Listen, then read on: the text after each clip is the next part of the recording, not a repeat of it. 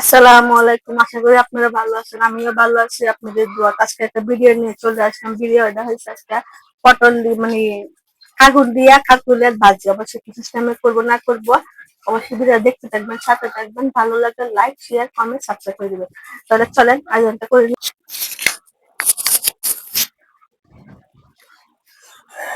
আজকে কারফুল দিয়া আলু দিয়া ভাজিটা করবো। এমনি কিন্তু নানলে খাওয়া না, ভাজিটা করলে খাওয়া হয়ে যায়। তার জন্য ভাজিটা করবো, কি সিস্টেমে কাটবো। আপনারা চাইলে ছাক ছাক কইরা কুচি কুচি হইরা করতে পারেন। আমি কুচি কুচি এটা করবো না। আমি এই যে এরকম করে কেটে নিব। আর সাথে কিন্তু আলুটা আমি এই সিস্টেমে কাটতে দিব।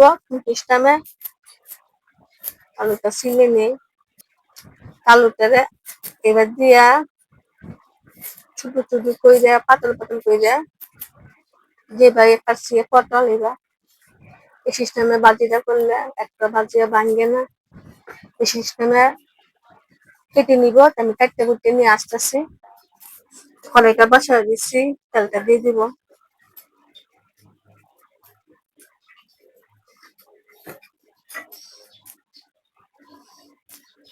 দুই গলা রসুন,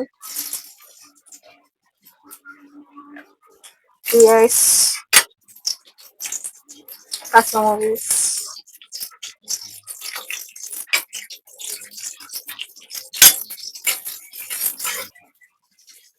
আধা চামচ হলুদ, আধা চামচ ধনিয়া, স্বাদ মতন লবণ, সবকিছু ভালো করে কষিয়ে নিব। কাঁকরোল আর আলুটা কাটিয়ে নিয়ে আসছে, দিয়ে দিব। সবকিছু মিশিয়ে নিব। মাঝে মাঝে মেজে কুচিন করা রসুন রসুন দিলে একটু ভালো লাগে। এটা কিন্তু আমি তেলের মধ্যে দিয়ে করবো, কোনো পানি টানি কিছু দিব না।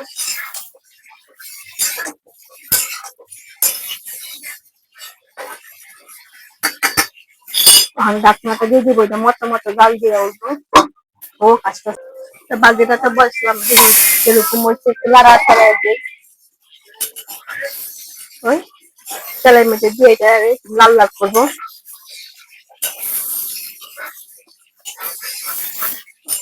মিডিয়াম জালের যে লাগছে, প্রায় লাল লাল হইতেছে।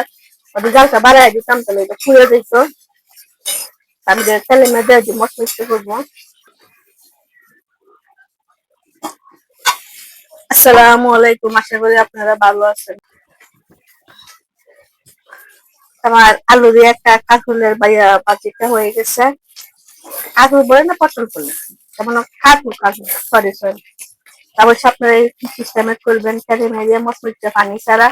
আর এটা কিন্তু লুটি দিয়ে খাইতে অনেক স্বাদ, অনেক মজা। অসুবিধা ভালো লাগে আপনাদের কাছে এখান থেকে। আসসালামু আলাইকুম।